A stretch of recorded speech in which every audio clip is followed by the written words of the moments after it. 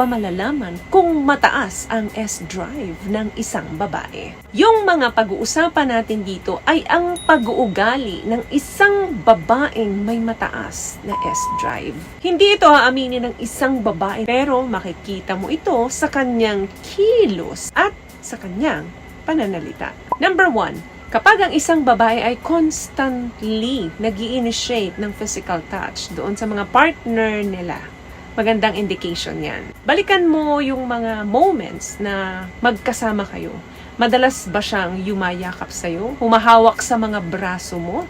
Humahawak sa mga legs mo sa tuwing nag-uusap kayo? Ang mga babaeng may mataas na S-drive, hindi nila namamalayan na they are craving for closeness doon sa mga partner nila, especially physically. Unconscious nilang na ipapakita yan doon sa mga partner nila. Yung pagiging needy nila sa physical touch, ang connection sa kanila ay hindi lamang basta affection, but bridge din yan para maiparamdam niya sa'yo anytime ay pwede siya kung ano man yung naisin ninyo. Iba kasi yung mga babaeng naglalambing lang. Ang babaeng may mataas na S-drive, prolong ang touch niyan sa mga partner nila. Mas matagal silang dumikit sa mga partner nila. Like yung hinahawakan nila yung braso mo, yung iyong legs kapag ka magkausap kayo or pag magkalapit kayo. Kapag kaganyan, may mataas na S-drive ang partner mo. Number 2, madalas, palagi kanyang binibigyan ng compliments. Sinasabi niya kung gaano ka kabango, kung gaano ka ka-presentable sa paningin niya. Ang mga babaeng may mataas na S-drive, very open sila sa kanilang mga thoughts. Mahilig silang mag-express ng kanilang mga desires at hindi sila nahihiya dyan.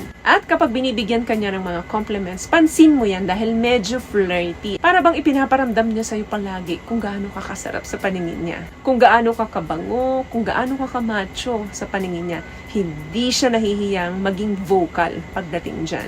Lalo na kapag mababa ang tono ng boses niya habang sinasabi niya sa'yo ang mga compliments na ito. Another thing, this one is very obvious. Gusto niya, o willing siyang pag-usapan ang mga tungkol sa usaping sex.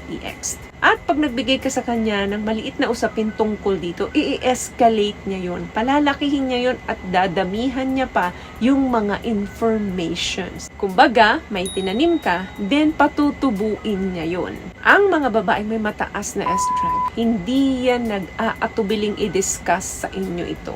In fact, mas gusto niya ngang siya ang nag-i-initiate ng topic dito. Minsan, bibiruin ka niya kung ano ba yung gusto mo sa isang babae.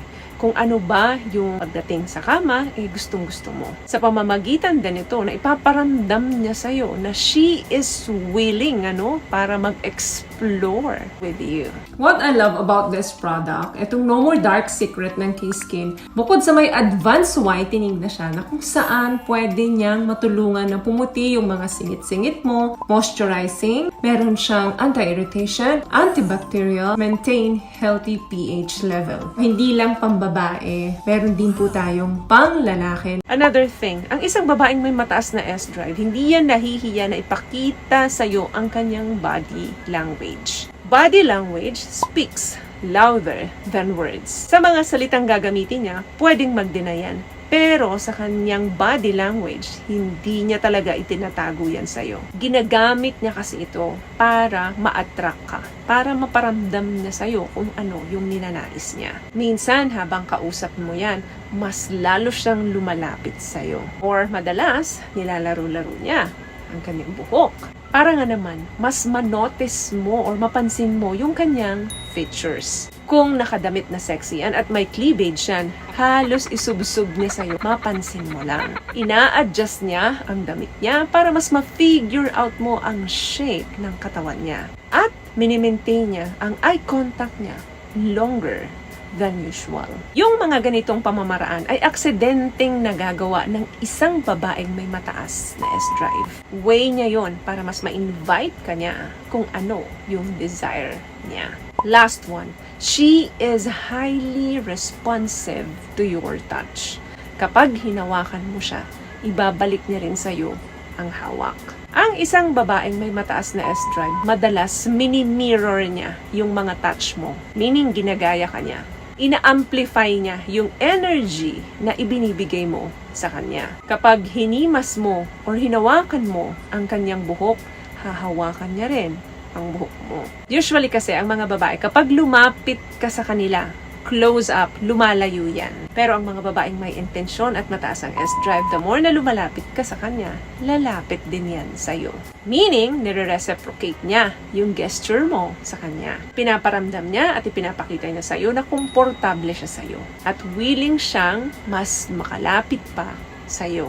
Ang the way na mag-touch siya sa'yo ay isa sa malinaw na senyales na mataas ang S-drive ng isang babae. Very responsive yan. Mapatapik man or mapatouch. Madalas, mahilig pa yan makipag-usap sa'yo yung mga late night na. Kung saan, very vulnerable ang energy natin. At mas mataas ang S-drive natin kapag ganitong oras. Kaya kapag madalas kanyang tinatawagan or tinetext kanya during AM or madaling araw, alam mo na kung anong ibig sabihin nito. Lalo na kung mga conversation toward personal or intimate topics. Strong sign yan na mataas ang kanyang drive when it comes to SPX. So, may natutunan ka ba sa mga napag-usapan natin ngayon? Kung nagustuhan mo ang ating video, please give it a thumbs up, comment down below, and also share this video na rin po sa mga kaibigan sa tingin yung matutulungan ng video natin. Once again, palagi po kayong mag-iingat at palagi po kayong manalangin. Thank you guys for watching and see you in our next one. Always love yourself and be a blessing. Bye!